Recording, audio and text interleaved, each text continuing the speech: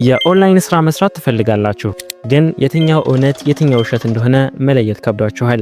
ይህን ያህል ሰው ጋብዙና ይህን ያህል ብር እንከፍላለን፣ ቦት ስታርት አድርጉ የሚሉ የቴሌግራም መልእክቶች ሰልችተዋችኋል። ብዙዎቻችን የኦንላይን ስራ ማለት ውሸት ወይም ማጭበርበር ብቻ እየመሰለን መጥቷል።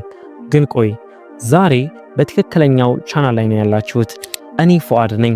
የዚህ ቻናል ዋና ዓላማ እናንተን ከማጭበርበሮች ጠብቆ ላፕቶፕ ሳያስፈልገን ምንም አይነት መዋጮ ሳንከፍል በእጃችን ላይ ባለው ስልክ ብቻ ልንሰራቸው የምንችላቸው 5 ምርጥና ህጋዊ የኦንላይን ስራዎችን ማሳየት ነው። ዛሬ የምነግራችሁ 5ኛው ስራ የትኛውም ኢትዮጵያዊ ምንም አይነት ዲግሪ ልዩ ችሎታ ወይንም የቴክኖሎጂ ዕውቀት ሳይኖረው ሊሰራው የሚችል እና ህይወታችሁን ሊቀይር የሚችል ልዩ ስራ ነው።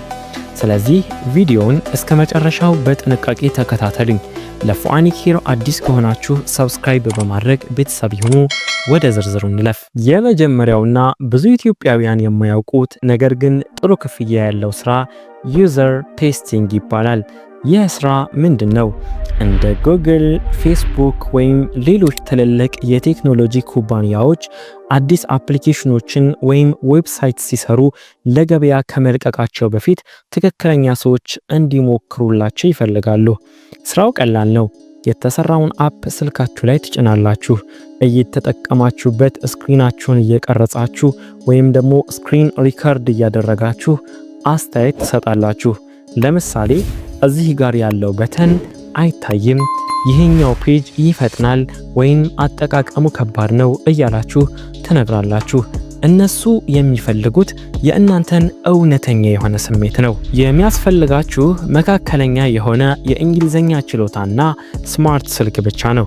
ለ15 ወይም ለ20 ደቂቃ ሙከራ ከ$10 በላይ ይከፍሏችኋል።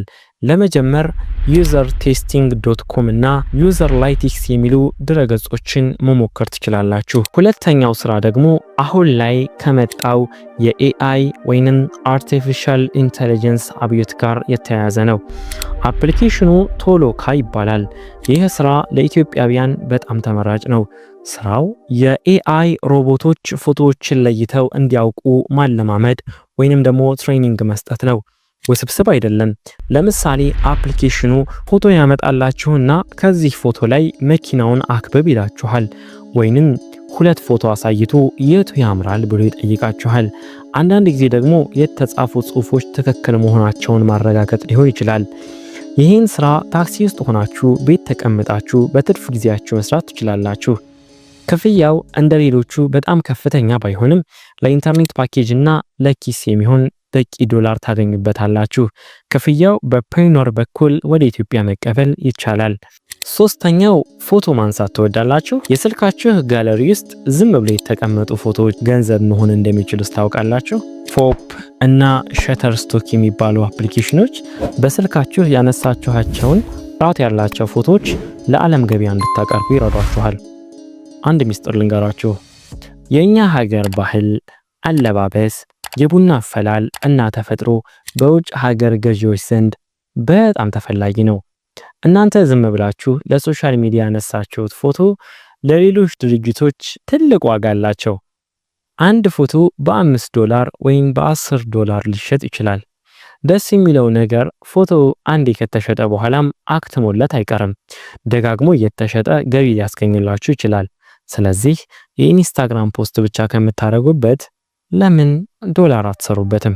አራተኛው ስራ ትራንስክሪፕሽን ወይንም ደግሞ ድምፅን ወደ ጽሑፍ መቀየር ነው። ይህ ስራ የእንግሊዝኛ የመስማት ችሎታችሁ ጥሩ ከሆነ የሚሆን ነው።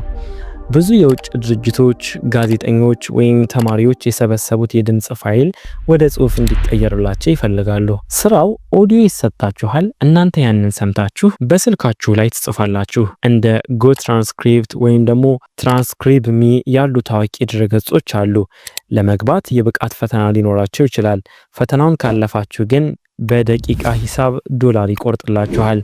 እንግሊዝኛችሁን እያሻሻላችሁ ገንዘብ የምትሰሩበት ምርጥ መንገድ ነው። አሁን ወደ ተነጋገርንበት ወደ 5ኛውና በግሌ ለማንኛውም ኢትዮጵያዊ ወደ መመክረው ዋና ስራ መጣን። ይህ ስራ ምንም አይነት ዲግሪ፣ ምንም አይነት ሰርተፊኬት ወይንም የቴክኖሎጂ ዕውቀት አይጠይቅም። የሚያስፈልገው አንድ ነገር ብቻ ነው። እሱም አማርኛ መቻል ነው። አዎ አማርኛ ቋንቋን በማስተማር ዶላር መስራት እንችላለን። አይቶኪ ወይም ደግሞ ፕሪፕሌይ በሚባሉ ድረገጾች ላይ በርካታ የውጭ ሀገር ሰዎች ወይም በውጭ የተወለዱ ኢትዮጵያውያን ልጆች አማርኛን መማር ይፈልጋሉ። ነገር ግን አስተማሪ አያገኙም። እናንተ ፕሮፌሽናል መምህር መሆን አይጠበቅባችሁም። ኮሚዩኒቲ ቲቶር ሆናችሁ መመዝገብ ትችላላችሁ።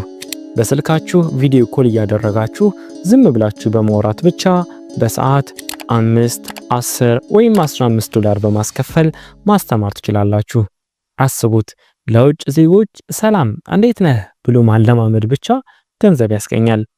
ይህ እድል እንዳይመልጣችሁ። ውድ የፉአኒኬድ ቤተሰቦች ዛሬ ያየናቸው 5 ስራዎች በአንድ ጀንበር ሚሊዮነር አያደርጓችሁም። ነገር ግን እንደ ቦት እና መሰል የውሸት ስራዎች ጊዜያችሁን አይበሉም። በትክክል ከሰራችሁባቸውና ጊዜ ከሰጣችኋቸው ኪሳችሁን በዶላር ይሞሉታል። እነዚህ ስራዎች ዝም ብሎ ማወቅ ብቻ ዋጋ የለውም። እንዴት አካውንት ይከፈታል፣ እንዴት የባንክ ሂሳብ እናገኛለን የሚለውን ማወቅ እጅግ በጣም ወሳኝ ነው። ስለዚህ እነዚህን ስራዎች አንድ በአንድ አከፋፈታቸውንና አሰራራቸውን በዝርዝር እንድሰራላችሁ ከፈለጋችሁ አሁኑ ኮሜንት ላይ ፓርት 2 ይሰራ ወይም ቀጣይ ይሰራ ብላችሁ ጻፉልኝ። ብዙ ሰው ከጠየቀኝ የሁሉም ዝርዝር ቪዲዮ ይለቀቃል። ለወደፊቱም እንደዚህ አይነት እውነተኛና ታማኝ መረጃዎችን ብቻ ለማግኘት ፉአኒኬርን ሰብስክራይብ በማድረግ እንዳትረሱ። ቪዲዮውን ላይክ አድርጉ፣ ለጓደኞቻችሁም ሼር አድርጉላቸው። በቀጣይ ቪዲዮ እስክንገናኝ ማሰላም።